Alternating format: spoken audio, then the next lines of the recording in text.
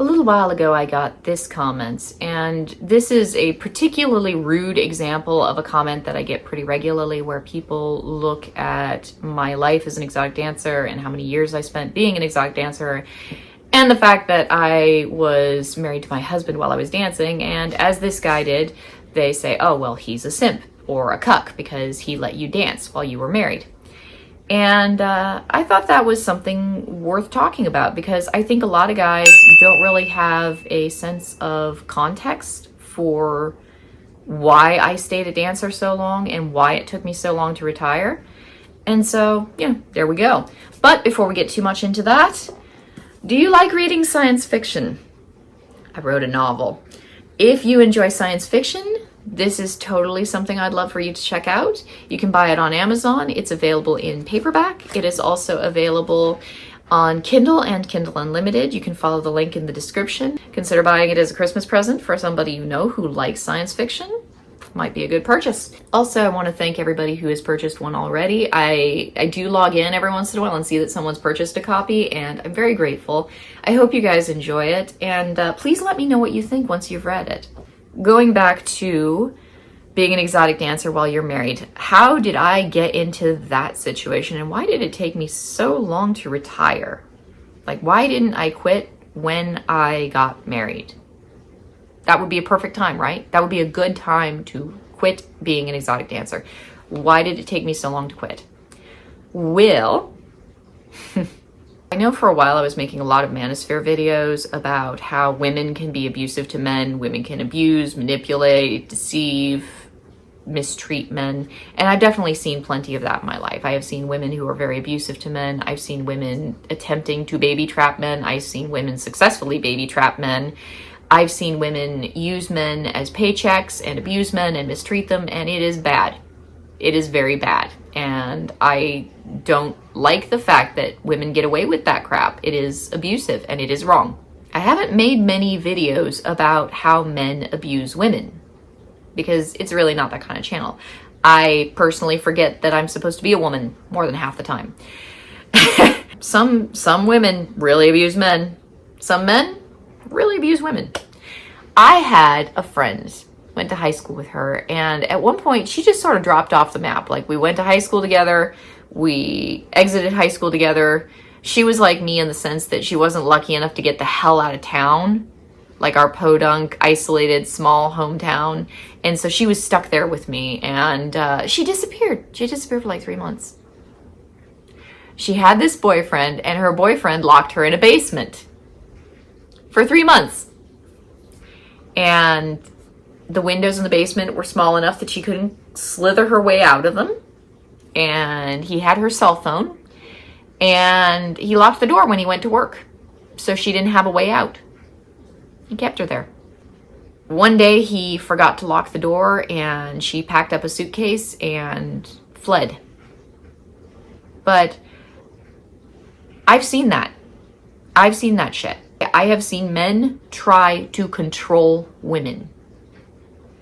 I know it happens. I'm not pretending it doesn't. I have totally seen it happen. And I have seen in my life, on multiple occasions, many occasions, I have seen men try to control me.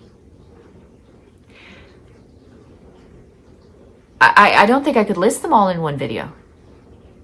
And so let me give you the background. Obviously, there's always the background. There's the initial trauma. There's the let me sit on a couch and talk to my therapist. Let's not waste too much time with that. In under a minute, I had a fucked up childhood, okay? So if you're not familiar with my fucked up childhood, let me very briefly give you the quick and dirty version of it. I had a lot of teachers who told me that what was good for me, like, we're gonna do this, and it's this activity right here, it's gonna be good for you, this is good for you, this is healthy for you, we know best, we know what's good for you, and you have to do this. Except they didn't know my medical history, and so I had a lot of teachers who put me at the edge of death. I nearly died, okay? I was made sick at my school repeatedly over the course of years, and then left to my own devices to stay alive on my own because nobody believed that my medical problems were real medical problems. Like, not real. Like, that's not a real thing. Except it is real, and I nearly died.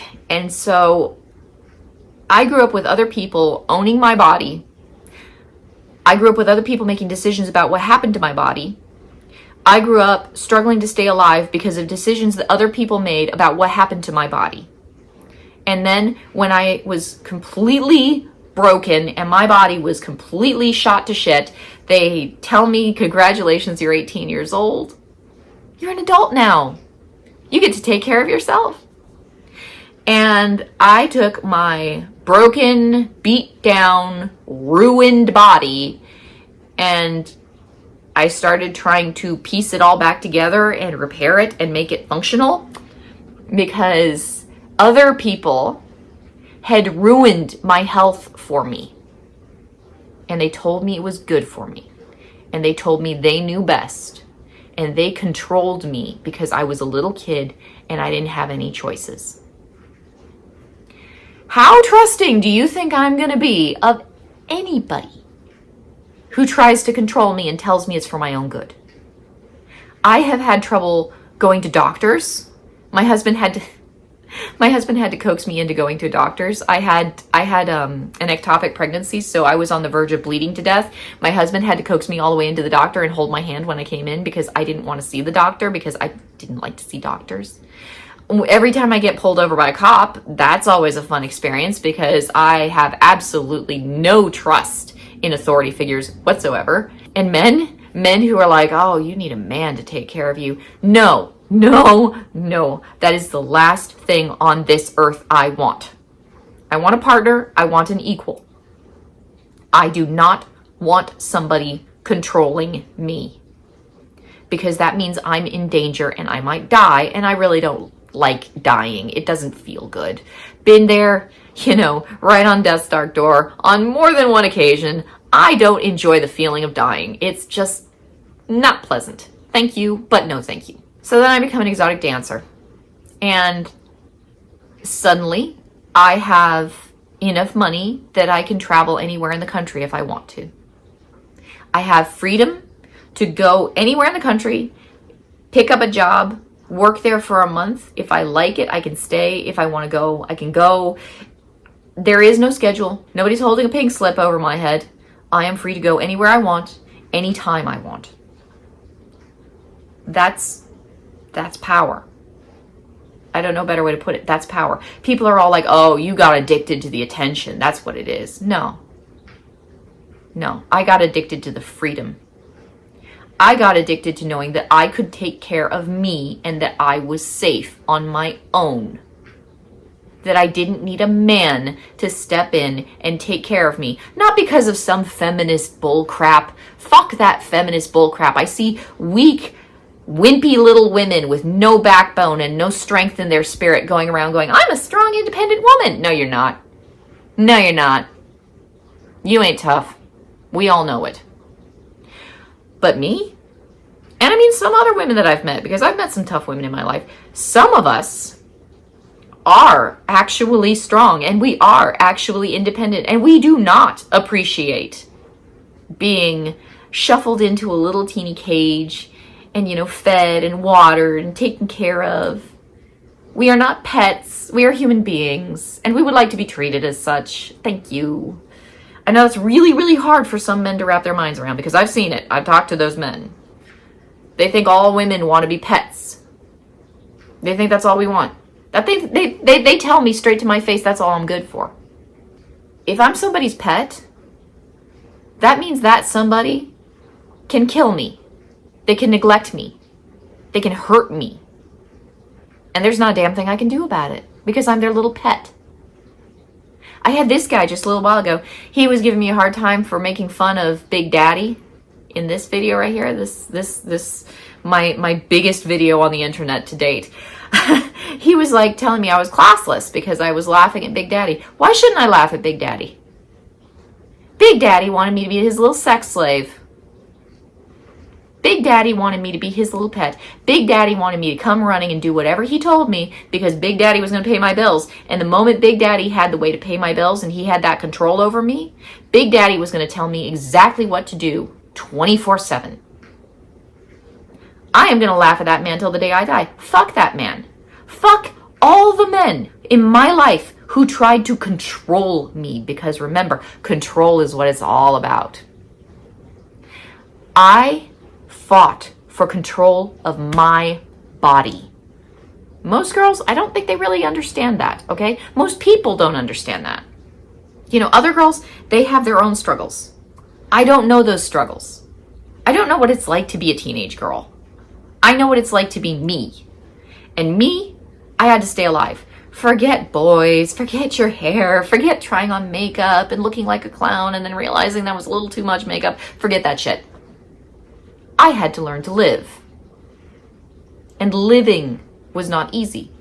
When I told my boyfriend at the time, I had a boyfriend for, I can't remember if it was a full year, 2 years, something like that. I think it was about 2 years I was with him.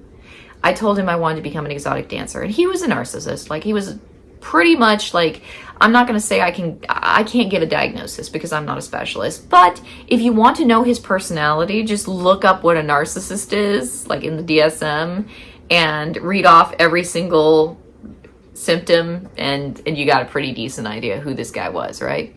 And I thought he was interesting because he lied constantly. Like, he was always lying. And so it was really interesting to watch him try to catch the lie. Like, look at the little indiscrepancies in everything he says and try to find the lies. It's like a game. It's a puzzle. It's like a puzzle.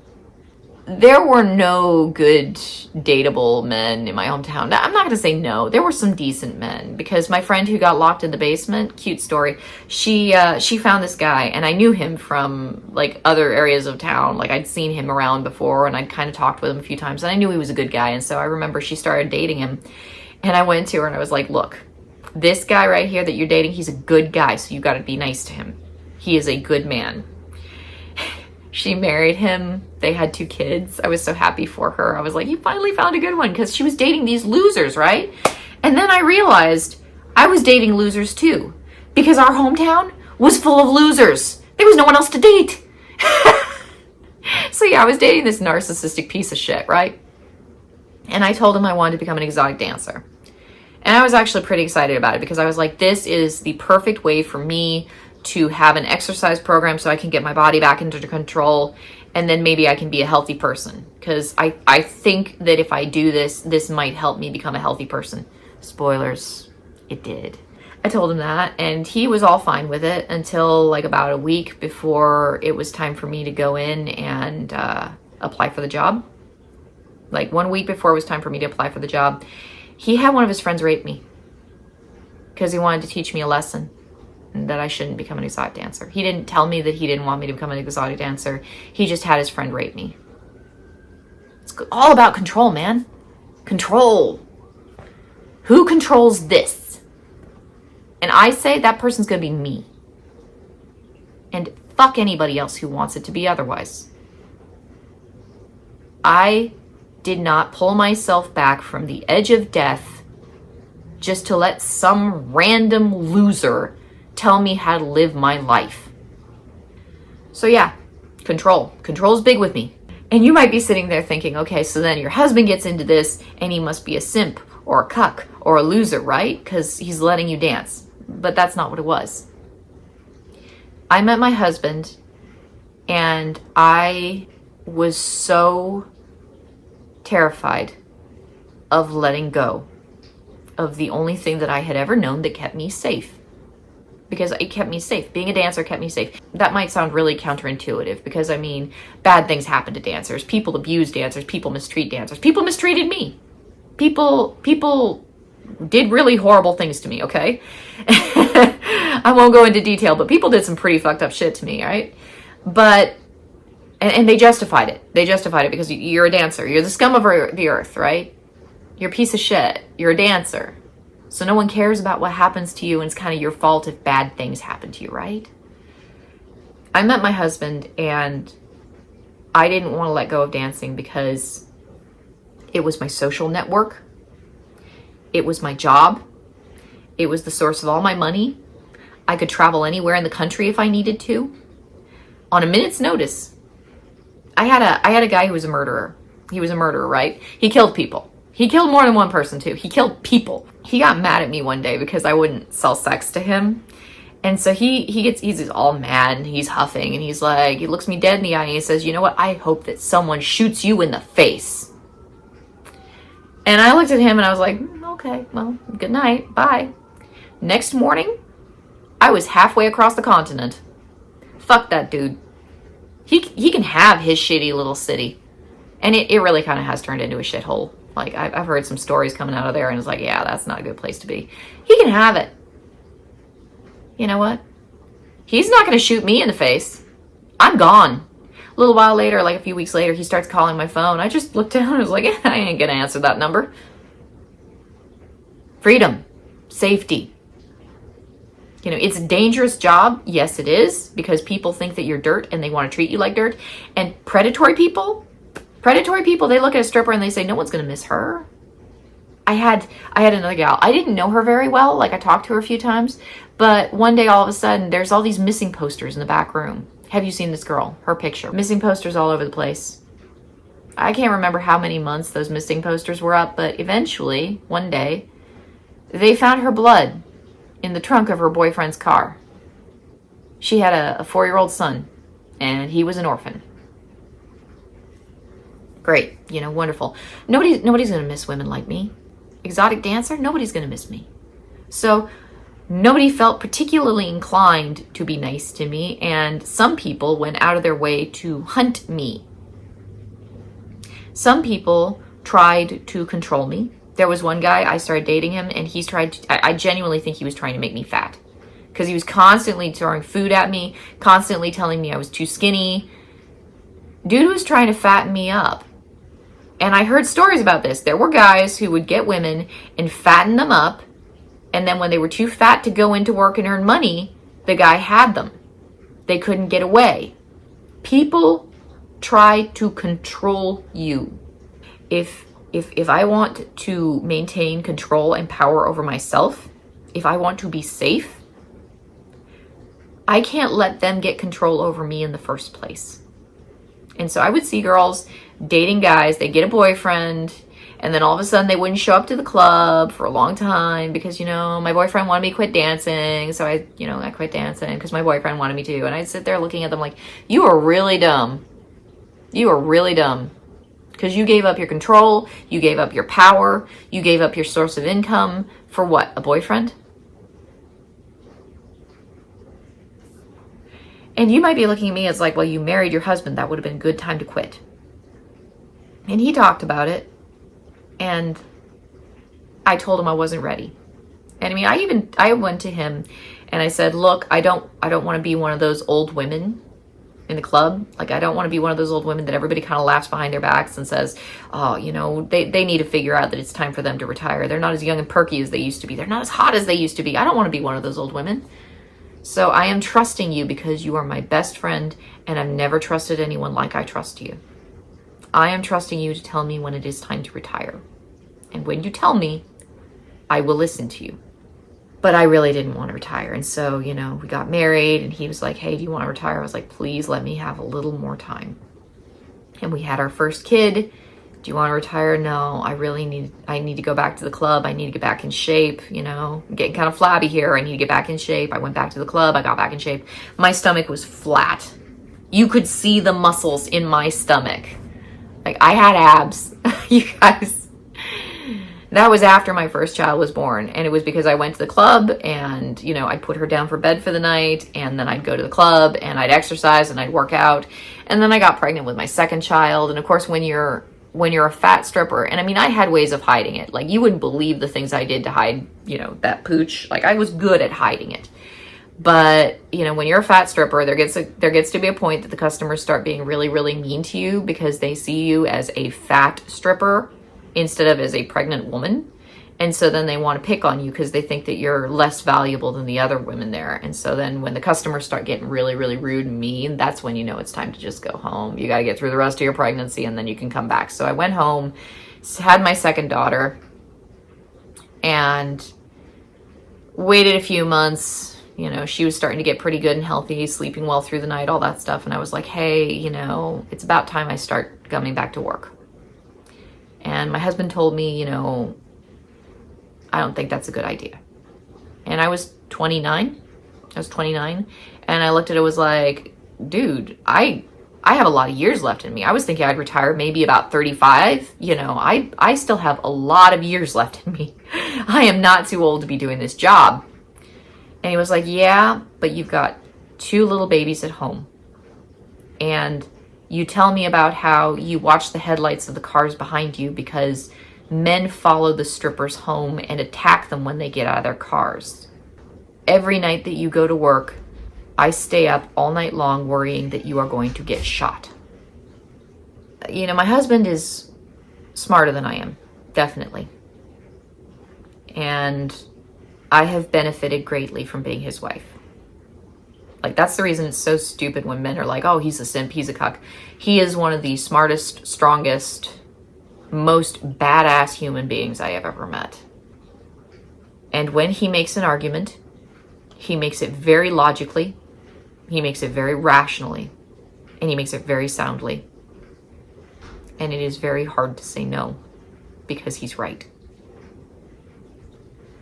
But I really did not want to give that job up, because there's my exercise program, there's my gym membership goes away, my income goes away, my support network goes away, my friend group, I don't get to see them as often. Everything that I've built my life around, my career goes away. I used to be a contortionist.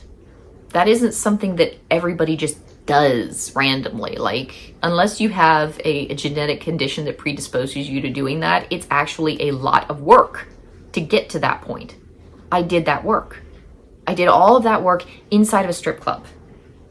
I learned how to be a pole dancer, not just a, you know, shaking your butt and twerking on a stage kind of dancer. No, I climbed up in the air.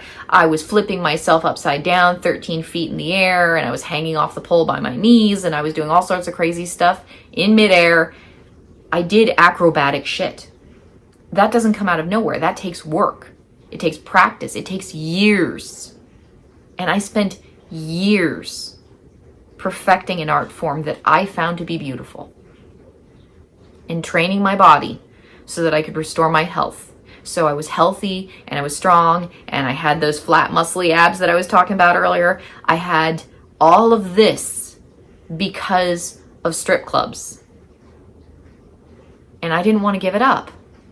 You know, am I going to be able to keep up with my contortions if I'm not going into the club all the time and, you know, sitting in a dark room, even if there are no customers, with nothing better to do than exercise? Like, will I actually take the time to exercise when I'm at home and the kids are running all over the house and I've got a million things to do and the dishes need to get done and the house needs to be cleaned and all these other things need to get done?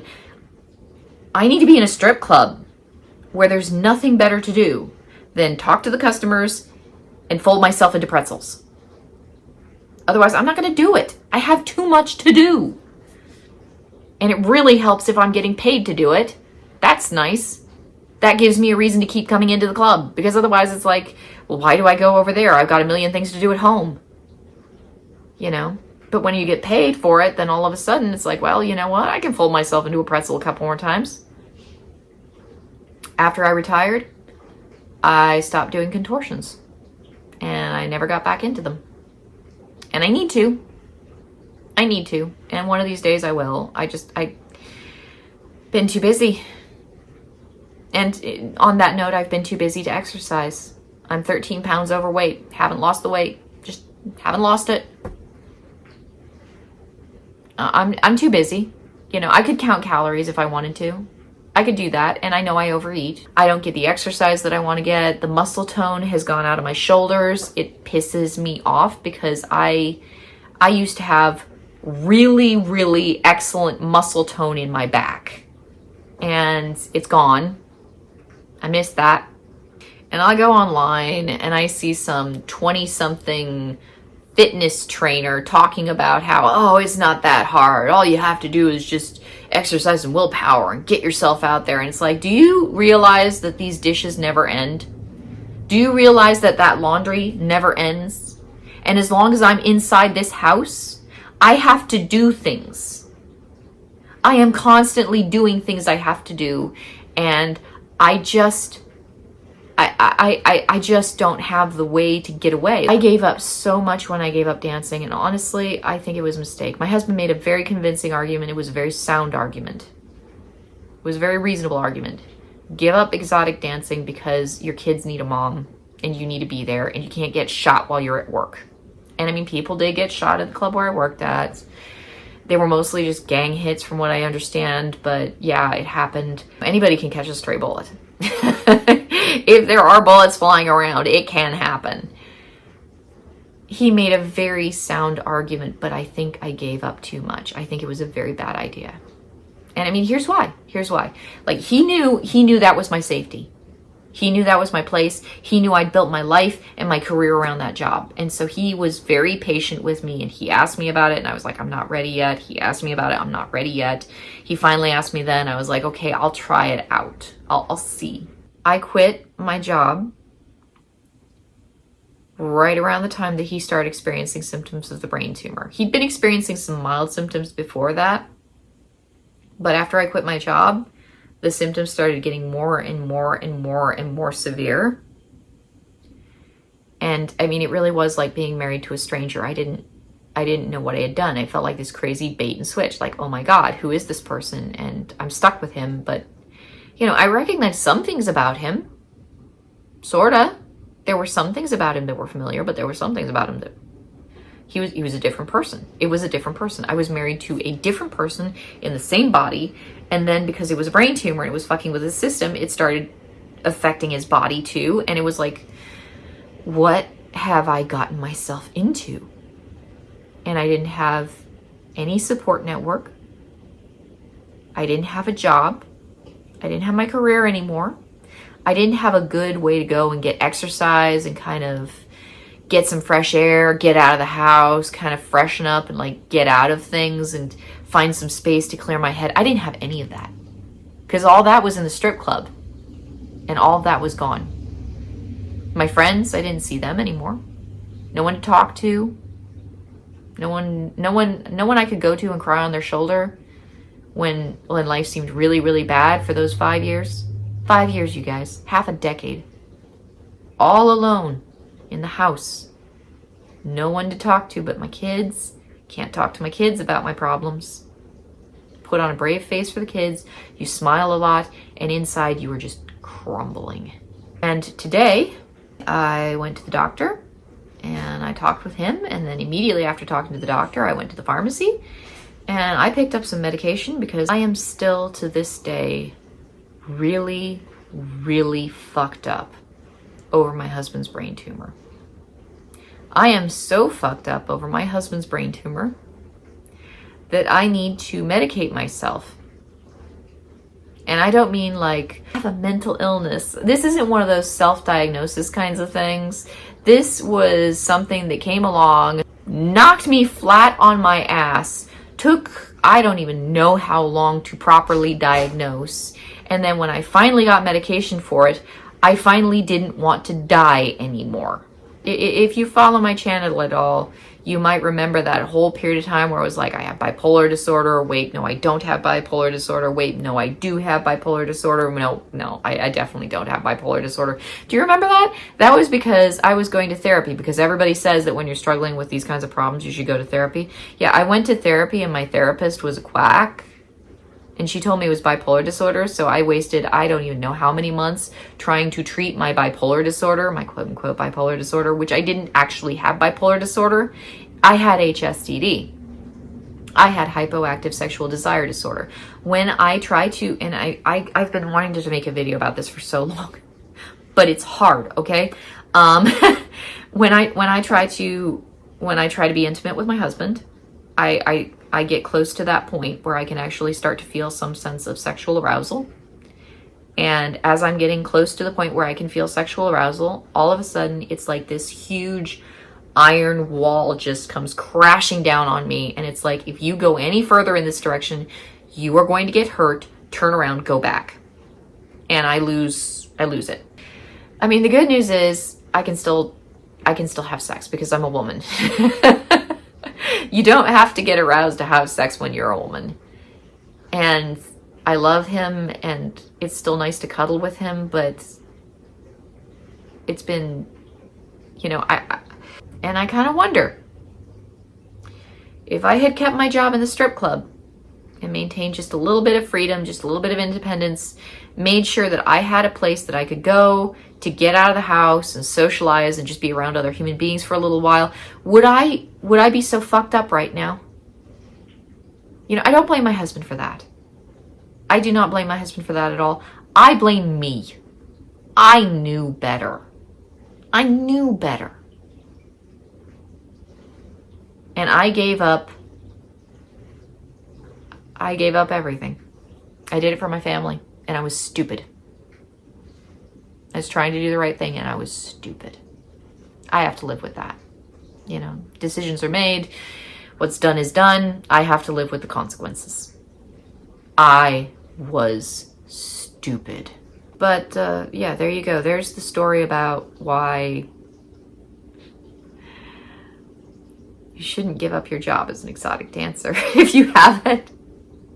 If you have power and control. Like, I see feminists all the time doing this whole talk about how it's like, you know, women need to have careers because what happens if your marriage goes sideways? And I always looked at that and I was like, yeah, that's a feminist, that's a feminist rallying cry. But then I see all these women who clearly want a man to take care of them, who are trying to do the career thing, and they're not happy. And then they're like, I wish a man would just come and take care of me. Why did I follow this feminist bullshit? And there are those women out there in the world, definitely. Not every woman is the same, and not every woman is a cookie cutter image of all the women who came before her. And some women are a little bit more not that way. Some women need a little bit of independence. Yeah, trying to be that cookie cutter image, it doesn't always work for everybody. You gotta find what works for you. You've got to know yourself, you gotta know what you need, and you've got to make sure that you are not compromising on your own needs in life. And I did that. I compromised on myself. It was all for a good cause. I did it for my family. I was trying to do the right thing, but it was a terrible mistake. And I suffered for it. There you go. That's it. That's the video. Buy my book. I hope you guys are all in good health, and I promise to make a happier video next time. I'll talk to you guys later.